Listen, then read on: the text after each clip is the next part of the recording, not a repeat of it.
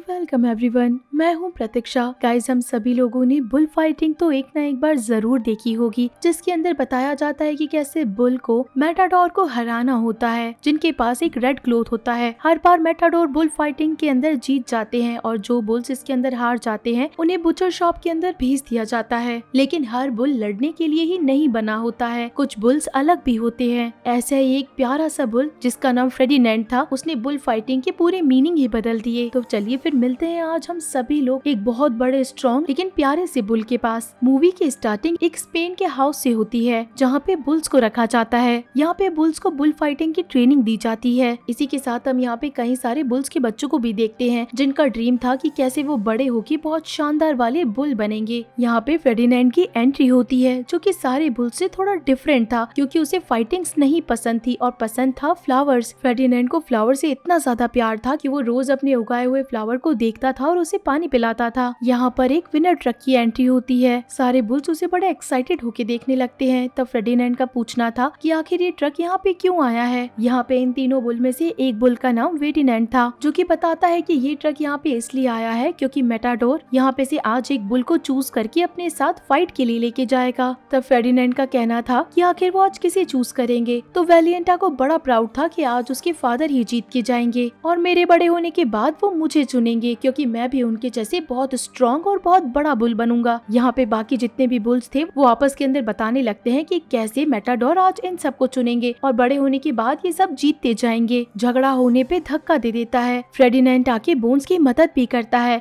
लेकिन बोन्स को फेर्डिनेंड पसंद नहीं था। बोन्स यहाँ पे रखे फ्लावर पे पैर रखने ही वाला था कि तभी फेर्डिनेंड उसे मना कर देता है। वेलेंट यहाँ पे फेर्डिनेंड का मजाक उड़ाता है और बोलता है कि मैं इस फूल को दबा दूंगा, नहीं तो तुम मुझसे आके फाइट करो। फेर्डिनेंड को झगड़ा नहीं पसंद था, इसीलिए फेर्डिनेंड कहता है कि अगर तुम्हें मुझसे झगड़ा करना है तो तुम मुझे मार लो, लेकिन इस फूल को नुकसान पहुंचाने की जरूरत नहीं है। इसी के साथ सारे बड़े बुल्स को बाहर निकाल दिया जाता है, जहाँ पे इन सारे छोटे बुल्स के फादर थे। सारे बड़े बुल्स एक साथ में फाइट करने लगते हैं, जहाँ पे सबसे स्ट्रॉन्ग बुल फेर्डिनेंड के फादर ही थे। तब यहाँ पे मेटाडोर आके फेर्डिनेंड के फादर को चुन लेता है। फेर्डिनेंड के फादर बहुत खुश थे, जो कि फेर्डिनेंड के पास आके कहते हैं कि अब उन्हें जाना होगा, वो जीत के ही आएंगे। हर एक बुल का यही ड्रीम होता है कि वो एक न एक बार रिंग के अंदर मेटाडोर को हरा दे। फेर्डिनेंड कहता है कि मैं ऐसा कोई सपना नहीं देखता जिसमें मैं किसी से फाइट करता हूँ। तब यहाँ पे फेर्डिनेंड के फादर कहते हैं कि अभी तो तुम बच्चे हो, जब तुम बड़े हो जाओगे तो तुम्हारे सपने भी बदल जाएंगे। फेर्डिनेंड के फादर के जाने का समय हो जाता है और जाने से पहले वो कह के जाते हैं कि वो जीत के ही आएंगे। फेर्डिनेंड के फादर वहाँ से चले जाते हैं। फेर्डिनेंड हर समय अपने फादर का वेट करता रहता है, लेकिन कई दिन गुजरने के बाद भी वो नहीं लौटते। एक रात उसी ट्रक की आवाज आती है, इसी कारण फेर्डिनेंड बाहर आके अपने फादर को रिसीव करने के लिए जाता है, लेकिन वो ट्रक खाली था। फेर्डिनेंड बहुत बुरी तरीके से उदास हो जाता है और तभी वेलिएंट के फादर बोलते हैं कि तुम्हारे फादर को मार दिया गया है। फेर्डिनेंड इन बातों को सुन के बुरी तरीके से डर गया था और दरवाजा खुलने के साथ में ही वो यहाँ से भाग जाता है। सारे लोग फेर्डिनेंड को पकड़ने की बहुत कोशिश करते हैं, लेकिन फेर्डिनेंड कैसे तैसे करके वहाँ से भाग निकल जाता है। फेर्डिनेंड के सामने एक चलती हुई ट्रेन थी, जिसके अंदर वो जंप करके चढ़ जाता है। जिस जगह ट्रेन रुकती है उसी जगह पे फेर्डिनेंड नीचे उतर जाता है। मौसम खराब होने के साथ में ही फेर्डिनेंड आगे जंगल की तरफ बढ़ता ही जा रहा था। फेर्डिनेंड को यहाँ पे कुत्तों के चिल्लाने की आवाजें आ रही थी, इसी कारण वो बुरी तरीके से डर जाता है और इसी कारण पीछे बढ़ता बढ़ता वो गिर जाता है। गिरने के कारण फ्रेडी बुरी तरीके से इंजर्ड हो जाता है। इसी के कारण एक जुआन नाम का आदमी फ्रेडी को अपने साथ ले आता है। फ्रेडी की आंख जब खुलती है तो उसके सामने एक लड़की खड़ी थी, जिसका नाम नीना होता है। नीना जुआन की बेटी थी, जो कि फ्रेडी के पास आने की कोशिश करती है। नीना फ्रेडी के पास में बहुत धीरे धीरे आती है और साथ ही में एक फ्लावर भी लेके आती है। फ्रेडी अब नीना के साथ में थोड़ा कंफर्टेबल फील करने लगा और देखते ही देखते वो बाहर भी आ गया। बाहर आने के बाद फ्रेडी को नीना कहती है कि अब यही तुम्हारा घर है। फ्रेडी के सामने एक बहुत बड़ा गार्डन था, जहाँ पे हर जगह खूब सारे फूल थे। नीना उसे बाहर ले आती है और उसे वहाँ जाने के लिए कहती है। फ्रेडी को फ्लावर्स बहुत पसंद थे,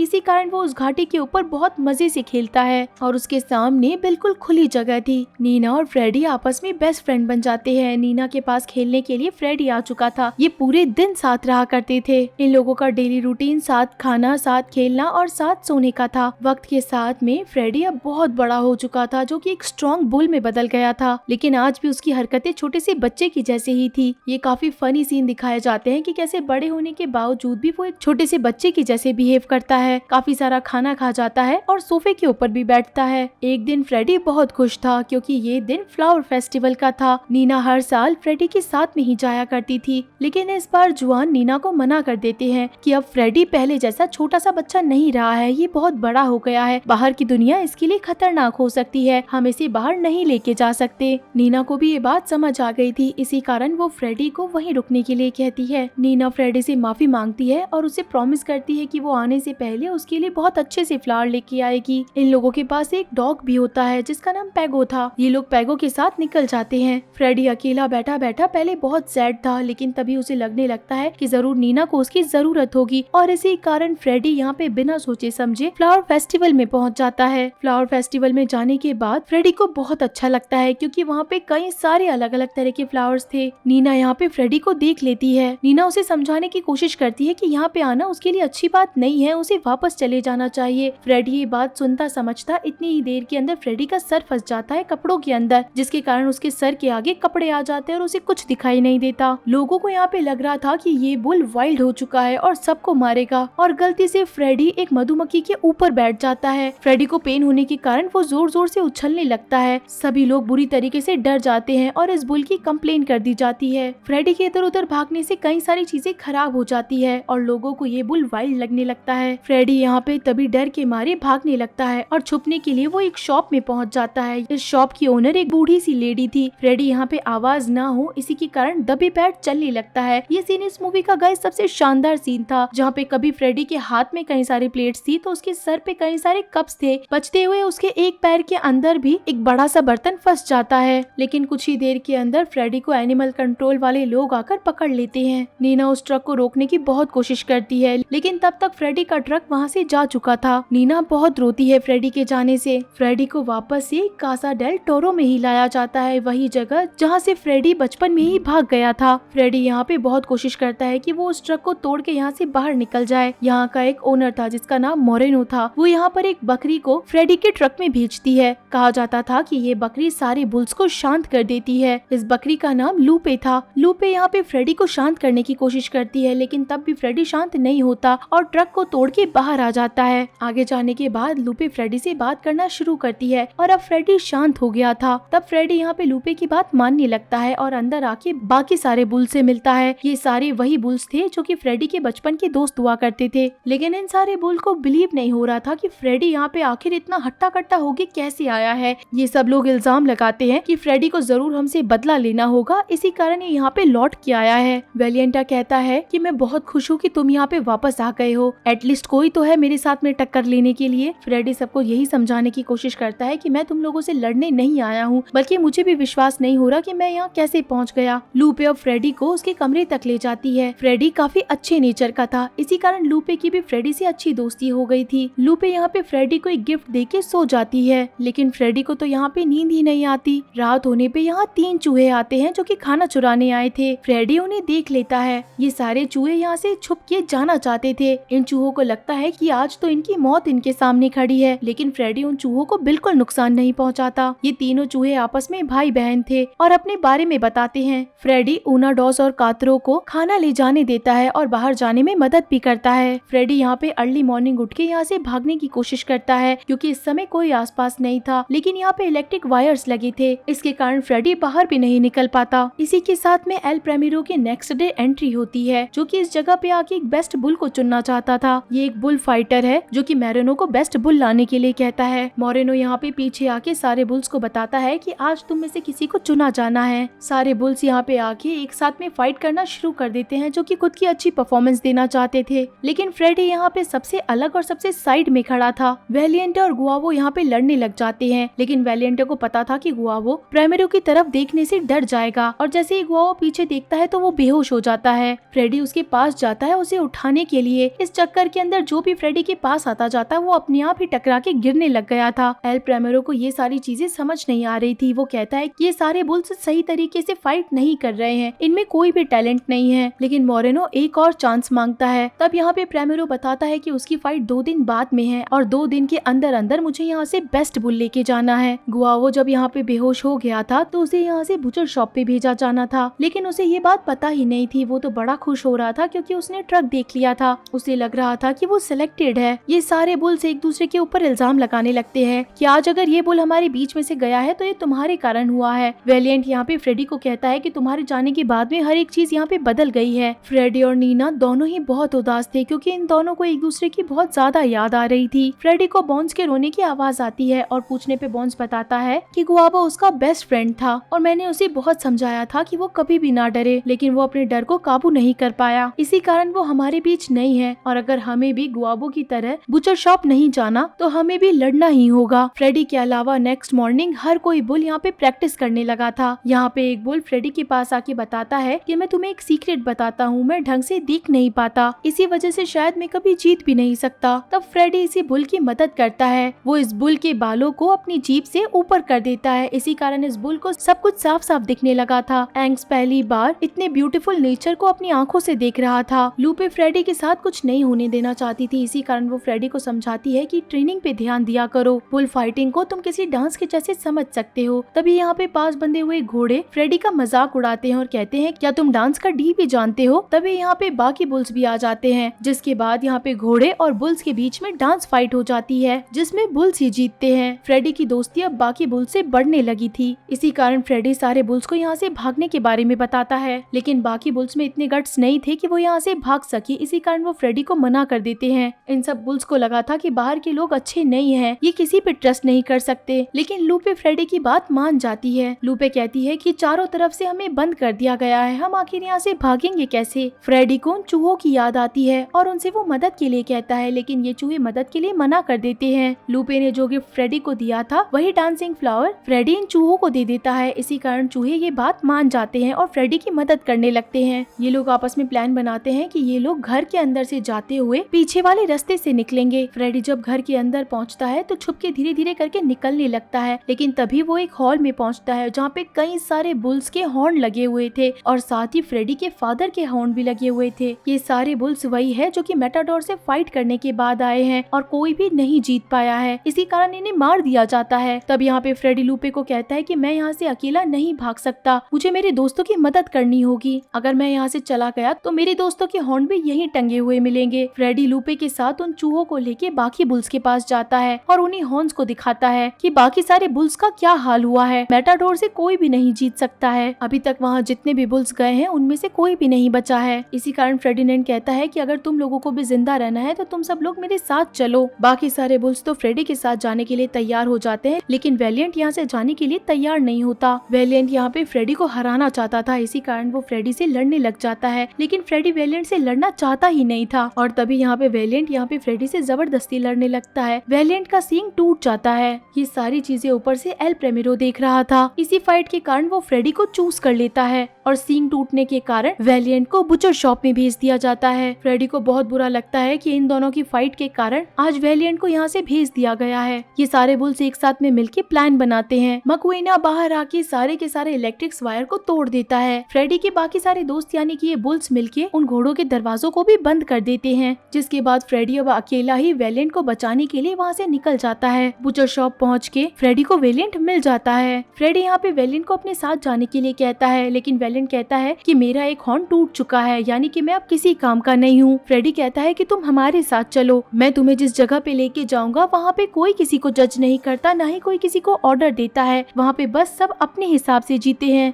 ये बातें करते हुए फ्रेडी को गुआनो की आवाज भी आती है। फ्रेडी आगे जाने के बाद देखता है कि गुआनो अभी भी जिंदा है, उसे मारा नहीं गया है। फ्रेडी यहाँ पे गुआनो को बचाने की कोशिश करती है, लेकिन इसी चक्कर के अंदर वो मशीन ऑन हो जाती है और ऑन होने के साथ में ही गुआनो आगे बढ़ने लगता है। कटर की तरफ आगे बढ़ते हुए गुआनो को फ्रेडी रोकने की बहुत कोशिश करता है, लेकिन फ्रेडी ऐसा नहीं कर पाता है। तभी पीछे से वेलिएंट आता है जो कि एक बड़े से रॉड को मशीन के अंदर डाल देता है और तीनों वहाँ से अपनी जान बचा के भागने लगते हैं। ये तीनों वापस से अपने सारे बुल्स फ्रेंड से मिलते हैं। सभी गुआनो को भी जिंदा देख के बहुत खुश हो जाते हैं, क्योंकि फ्रेडी अपने साथ में गुआनो और वेलिएंट दोनों को बचा के ले आया था। इन्हीं सारे शोर की वजह से सारे के सारे वर्कर्स उठ जाते हैं। फेर्डिनेंड सारे के सारे बुल्स को गाड़ी में बिठाता है और चूहे मिलके उस ट्रक को चलाने लग जाते हैं। यहाँ पे मोरेनो के जितने लोग थे वो भी गाड़ी लेके इन्हीं बुल्स का पीछा करने लगते हैं। यहाँ पे चूहे बहुत ही शानदार वाली गाड़ी चला रहे थे, इतने ट्रैफिक होने के बावजूद भी। मोरेनो की गाड़ी को टक्कर मार के ये चूहे खुद की गाड़ी आगे ले जाते हैं, लेकिन आगे जाने के साथ में ही बुल्स की ये गाड़ी ट्रैफिक में फंस जाती है और मोरेनो के लोग एक्सीडेंट होने के बावजूद भी यहाँ पहुँच जाते हैं। बुल्स यहाँ पे गाड़ी से निकल के रोड पे भागने लगते हैं। बुल्स के भागने के कारण हर जगह काफी सारी चीजें टूट फूट रही थी, एक्सीडेंट दिन बढ़ने लगे थे। फेर्डिनेंड सारे बुल्स को वापस से गाँव ले जाने के लिए स्टेशन ले आता है। मोरेनो के सारे लोग यहाँ पे पहुँच चुके थे। फ्रेडी यहाँ पे सारे बुल्स को ट्रेन में पहुँचा चुका था और खुद आखिर के अंदर चढ़ने ही वाला था कि इतनी देर के अंदर मोरेनो के लोग आके फ्रेडी को पकड़ लेते हैं। फ्रेडी को इस बात की खुशी थी कि उसके सारे बुल्स एक बार के लिए ट्रेन में चढ़ चुके हैं और उसी समय जुआन टीवी पे न्यूज देखता है कि कैसे रोड पे इतने सारे बुल्स भाग रहे हैं, लेकिन उनमें से सबसे बड़े और खतरनाक बुल को पकड़ लिया गया है। जुआन को पता चल जाता है कि ये तो उन्हीं का फ्रेडी है और इसी बुल का आज एल प्रेमिरो के साथ में फाइट है। जुआन यहाँ पे फ्रेडी को बचाने के लिए नीना को अपने साथ लेके जाता है मैच में। यहाँ पे बहुत बड़ा स्टेडियम था जिसके अंदर एल प्रेमिरो के सामने फ्रेडी को अंदर भेजा जाना था। फ्रेडी डरा हुआ था और उसे कुछ समझ नहीं आ रहा था, ना ही उसे फाइट करनी आती थी और ना ही वो फाइट करना चाहता था, के कारण वो वहाँ बैठ जाता है और एल प्रेमिरो पे अटैक भी नहीं करता। एल प्रेमिरो कई लोगों के साथ में फ्रेडी को प्रवोक करने की कोशिश करता है, लेकिन इसका भी फ्रेडी के ऊपर कोई फर्क नहीं पड़ता। तभी यहाँ पे एल प्रेमिरो के लोग पीछे से आके फ्रेडी को भाला चुभा देते हैं। फ्रेडी तभी यहाँ पे दर्द के मारे उछलने कूदने लगता है और इधर उधर भागने लगता है जान बचा के। और तभी एल प्रेमिरो को रेड कपड़ा फ्रेडी के हॉर्न्स में अटक जाता है, इसी के कारण उसे कुछ भी नहीं दिखाई देता। प्रेमिरो इस कपड़े को लेने की बहुत कोशिश करता है, लेकिन फिर भी फ्रेडी के हॉर्न से वो कपड़ा नहीं निकलता। ये सारी चीजें बड़ी फनी हो रही थी और एल प्रेमिरो की यहाँ पे इंसल्ट हो रही थी। एक टाइम ऐसा आता है जब फ्रेडी यहाँ पे एल प्रेमिरो को उछाल के स्टेडियम से बाहर फेंक देता है, जिसके ऊपर गुस्सा होने के कारण अब एल प्रेमिरो अपने पास बहुत ही शार्प भाले लेकर आता है और इन भालों से वो फ्रेडी के ऊपर अटैक करने लगता है। फ्रेडी इन सारे अटैक से बचता जा रहा था। दूसरी तरफ जुआन और नीना भी स्टेडियम तक पहुँच चुके थे। एक बार फ्रेडी को बुरी तरीके से ये भाला लग जाता है और इस बार फ्रेडी गुस्से के अंदर आके एल प्रेमिरो को ऊपर उठा लेता है। फ्रेडी अगर चाहता तो एल प्रेमिरो को उसी टाइम पे मार देता, लेकिन तभी यहाँ पे फ्रेडी को फील होता है कि उसके पैर के नीचे एक रोज है। उस फ्लावर को देखने के कारण वो एल प्रेमिरो को नीचे उतार देता है और बिल्कुल शांत हो जाता है। इसी फ्लावर के कारण फ्रेडी को अपना घर याद आ जाता है कि वो कितने अच्छी तरीके से रहा करता था। एल प्रेमिरो के हाथ में इस बार तलवार आ जाती है और वो इस तलवार से फ्रेडी का गला काटना चाहता था। फ्रेडी चाहता तो एक ही बार के अंदर एल प्रेमिरो को उछाल के गिरा देता, लेकिन उसे शांति चाहिए थी, इसी कारण वो एल प्रेमिरो के सामने घुटने टेक के बैठ जाता है। यहाँ पे वो अपनी अच्छाई के बारे में बताता है कि सारे बुल्स एक जैसे नहीं होते हैं। ये चीजें देख के हर एक इंसान इमोशनल हो जाता है। एल प्रेमिरो को इन चीजों से कोई फर्क नहीं पड़ रहा था और वो फ्रेडी को जैसे ही मारने आता है कि तभी ऑडियंस में से सारे लोग चिल्लाने लगते हैं कि तुम्हें कोई हक नहीं है इस बुल को मारने का। एक के पीछे एक हर कोई शोर मचाने लगता है, इसी कारण एल प्रेमिरो वहीं पे रुक जाता है। नीना और जुआन भी इस चीज को देख के बहुत खुश थे। सभी लोग फ्रेडी के लिए तालियां बजाने लगते हैं। एल प्रेमिरो को लगा था कि इस बार ये मैच उसके हाथ से निकल गया है, इसी कारण वो फ्रेडी को छोड़ के वहाँ से चला जाता है। नीना आके सीधा फ्रेडी के गले लग जाती है। सारी ऑडियंस फ्रेडी के ऊपर खूब सारे फूल गिराने लगती है। फ्रेडी को बचाने के लिए बाकी सारे बुल्स भी यहाँ पे पहुँच चुके थे, जो कि फ्रेडी के ऊपर फूलों की बारिश देख के बहुत खुश हो जाते हैं। अब तक मोरेनो ने जिन बुल्स को बंद कर रखा था उन सारे बुल्स को वो जुआन के पास ले आता है। सारे बुल्स यहाँ पे एक साथ में बहुत खुशी खुशी रहने लगते हैं। इसी के साथ ये शानदार मूवी यहीं पे खत्म हो जाती है। तो आप सभी लोगों को बुल्स की ये मूवी कैसी लगी मुझे जरूर बताइएगा। तो चलिए फिर मिलते हैं आप सभी लोगों से अगली मूवी में, तब तक के लिए टाटा।